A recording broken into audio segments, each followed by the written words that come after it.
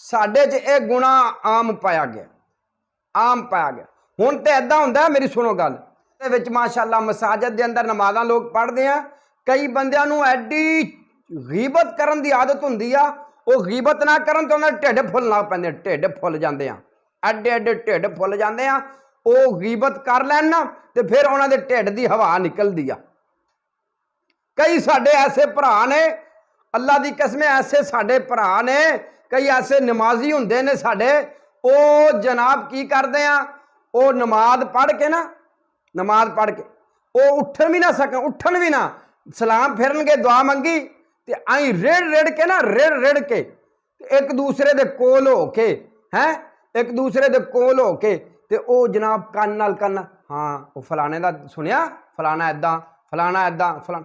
खुदा दी कसम है वेख्या जना कोई लभे तो अपने मौलवी अपने इमाम मसीद दी करनी शुरू कर देंदे और बच जाओ जिहड़ी तुसी पढ़ी आ नमाज मेरे भाईओ जिहड़ी तुसी नमाज पढ़ी आ अल्लाह दे बारगाह च पता नहीं कबूल होई भी है कि नहीं होई तुसी नमाज पढ़ के फौरन ही उन्हें खराब करन डे अमल जाया कीती जान डे इस वास्ते मेरे पंजाबी भाईओ मेरे वीरो मेरियो माओ ते भैनों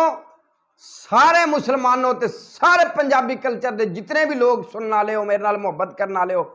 खुदारा आस गुनाह तो बच जाओ ये बहुत बड़ा गुनाह जे इनकी कोई माफ़ी कोई नहीं।